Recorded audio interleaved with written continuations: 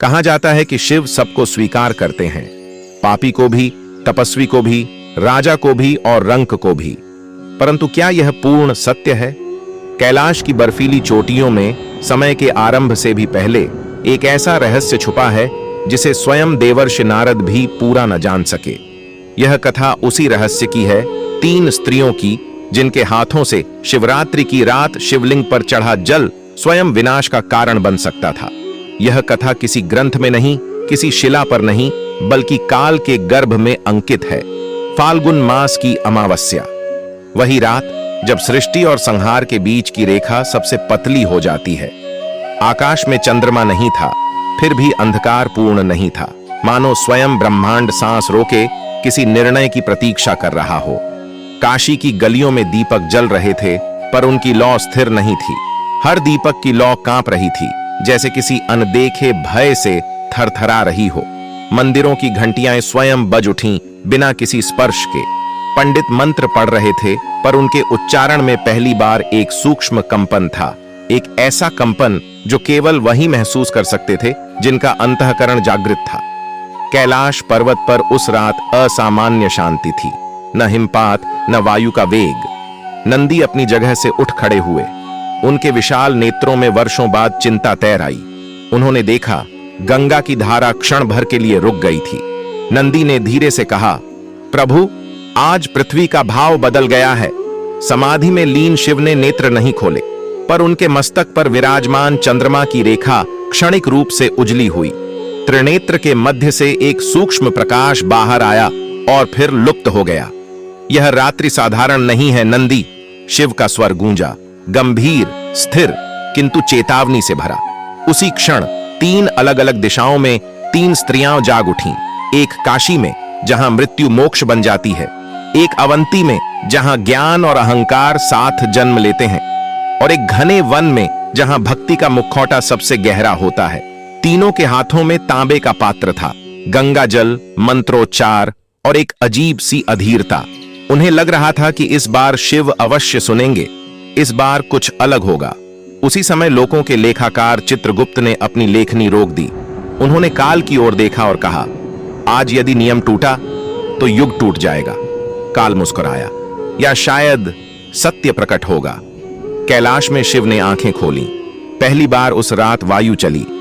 हर हाथ पूजन योग्य नहीं होता, शिव ने कहा, और हर जल शीतल नहीं होता। और उसी क्षण शिवरात्रि का प्रथम प्रहर आरंभ हुआ।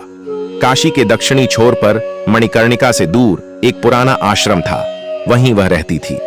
लोग उसे तपस्विनी कहते थे, शिव की परम भक्त। उसकी आंखों में वैराग्य था, वाणी में संयम और जीवन में कठोर नियम। पर जो दिखता है वही सत्य नहीं होता। वसुधा का अतीत जल की तरह स्वच्छ नहीं था। वर्षों पहले वह एक साधारण गृहिणी थी। उसका पति सोमदेव शिव भक्त था, निष्कलंक, शांत और धर्मपरायण। पर एक षड्यंत्र ने उसे अपराधी बना दिया। राजा के दरबार में झूठे साक्ष्य दिए गए और सोमदेव को मृत्युदंड मिला। वसुधा जानती थी कि सत्य क्या है। वह चाहती तो चिल्ला सकती थी, न्याय की मांग कर सकती थी, पर उसने मौन चुना, क्योंकि सत्य बोलने से उसका अपना रहस्य उजागर हो जाता। जिस रात सोमदेव को जलाया गया, उसी रात वसुधा ने भी स्वयं को जला लिया। अग्नि में नहीं, अहंकार में। उसने प्रतिज्ञा ली, मैं शिव को प्रसन्न करूंगी, और जब वे मुझे शक्ति देंगे तब मैं इस संसार को उसका न्याय दूंगी। उसका तप आरंभ हुआ। वर्षों तक उसने जल नहीं पिया, केवल बेलपत्र और भस्म से जीवन चलाया। ठंडी रातों में निर्वस्त्र तप, गर्मी में अग्नि के बीच ध्यान। लोग उसे देवी मानने लगे, पर हर तप भक्ति नहीं होता। कैलाश में उस समय हलचल हुई। पार्वती ने शिव से कहा, प्रभु, इसकी तपस्या में करुणा नहीं है। शिव मौन रहे, पर उनके मौन में अस्वीकार था। एक रात्रि जब वसुधा ध्यान में थी, आकाश फट गया। वह समझी शिव प्रकट होंगे, पर सामने आया उसका ही प्रतिबिंब, रक्तवर्ण, उग्र, नेत्रों में दाह। एक आकाशवाणी हुई, तू शिव को साधन बना रही है, साध्य नहीं। वसुधा कांप उठी। उसने पहली बार भय अनुभव किया। क्या मेरा तप व्यर्थ है? उसने पूछा। उत्तर आया, नहीं, पर उसका फल तुझे बांध देगा। उसी क्षण नियम बना, एक ऐसा नियम जो किसी शास्त्र में नहीं लिखा गया। जो स्त्री शिव को न्याय के लिए नहीं, प्रतिशोध के लिए पूजे, उसका जल शिवलिंग पर चढ़ते ही संहार का कारण बन जाता है। उस दिन से वसुधा को एक अजीब अनुभूति होने लगी। जब भी वह गंगा जल हाथ में लेती, उसकी उंगलियां कांप जाती। जल ठंडा नहीं लगता, जैसे उसमें अग्नि घुली हो, पर अहंकार ने उसे अंधा कर दिया। शिव मुझे रोक नहीं सकते, उसने सोचा। मैंने तप किया है, मुझे अधिकार है। और वही अहंकार उसे शिवरात्रि की उस रात शिवलिंग तक ले आया। अनजान की उसका जल प्रार्थना नहीं, चुनौती था। दूसरी थी मालविका, एक विदुषी, धर्म ग्रंथों की झांता, समाज में पूजित। पर उसके जीवन में एक ऐसा क्षण आया जब उसने अपने अपराध को छुपाने के लिए निर्दोष को दोषी ठहराया। वह जानती थी कि सत्य क्या है, फिर भी उसने मौन चुना। शिव मौन के देव हैं, पर अधर्म का मौन उन्हें स्वीकार नहीं। चित्रगुप्त ने उसके कर्म लिखे, पर निर्णय शिव ने स्वयं लिया। जो स्त्री सत्य जानते हुए भी उसे ढंक दे, उसका जल शिवलिंग पर विष बन जाता है। तीसरी थी रुद्रानी, नाम ही विडंबना था। उसने प्रेम का उपयोग किया, विश्वास को बेचा और भक्ति को मुखौटा बनाया। वह शिव भक्तों से दान लेती, स्वयं को देवी कहती और भोले मनों को ठगती। शिव ने कहा, जो प्रेम का सौदा करे उसका जल मेरे लिए अपमान है। उस दिन पहली बार गंगा की धारा उलटी बहने लगी। उसी क्षण कैलाश पर नंदी ने घुटने टेक दिए। पार्वती का हृदय कांप उठा। चित्रगुप्त की लेखनी टूट गई। काल ने पहली बार अपनी दृष्टि झुकाई। शिव ने नेत्र खोले।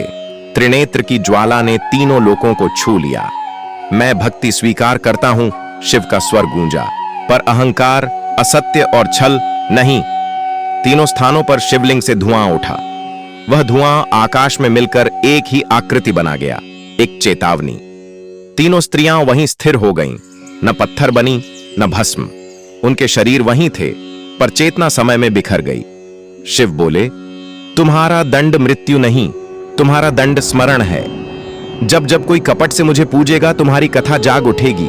और उसी क्षण शिवरात्रि की रात समाप्त हुई। मंत्र पुनः शुद्ध हो गए। दीपक की लौ ऊपर उठने लगी, पर संसार के भीतर एक अदृश्य रेखा खींच चुकी थी, जो आज भी पार नहीं की जानी चाहिए। शिवरात्रि की वह रात बीत गई, पर उसकी प्रतिध्वनि समय में ठहर गई। युग बदले, राजवंश मिटे, नगर बसे और उजड़े, पर वह नियम आज भी वैसा ही है, अडिग। क्योंकि यह नियम किसी स्त्री, किसी पुरुष, किसी जाति या किसी युग के लिए नहीं था, यह भाव के लिए था। आज के युग में शिवलिंग पत्थर का दिखाई देता है, पर शिव स्वयं चेतना है, और चेतना को धोखा नहीं दिया जा सकता। जल चढ़ाना आज भी होता है, कभी गंगा से, कभी बोतल से। पर प्रश्न यह नहीं कि जल कहां से आया, प्रश्न यह है कि भाव कहां से आया। जो भक्ति को साधन बनाकर लाभ चाहता है, वह वसुधा की पंक्ति में खड़ा है। जो सत्य जानते हुए भी सुविधा के लिए मौन चुनता है, वह मालविका की छाया में है। जो प्रेम, विश्वास और आस्था को व्यापार बनाता है, वह रुद्रानी की राह पर है। इन तीनों में भिन्नता नहीं, इनका मूल एक ही है, अहंकार। शिव को चढ़ाया गया जल तब अशुद्ध हो जाता है जब मन स्वयं को शिव से ऊपर मानने लगे, जब पूजा आत्मशुद्धि नहीं आत्म प्रदर्शन बन जाए, जब व्रत त्याग नहीं दिखावा बन जाए। आज के युग में शिव मंदिरों के बाहर नहीं, भीतर खड़े होकर प्रश्न करते हैं, क्या तू मुझसे कुछ मांगने आया है या स्वयं को छोड़ने? यदि उत्तर मांग है तो जल केवल जल है, यदि उत्तर त्याग है तो बिना जल के भी पूजा पूर्ण है। इस कथा का संदेश भय नहीं है। शिव भय से नहीं, बोध से पूजे जाते हैं। यह कथा यह नहीं कहती कि कोई जल न चढ़ाए, यह कहती है कि अयोग्य भाव से न चढ़ाए। आज भी जब कोई कपट से मंत्र बोलता है तो शब्द खोखले हो जाते हैं। आज भी जब कोई सत्य को ढंक कर भक्ति का आवरण ओढ़ता है तो शिव मौन हो जाते हैं। और आज भी जब कोई प्रेम को बेचकर स्वयं को देवता कहता है तो गंगा की धारा भीतर ही भीतर रुक जाती है।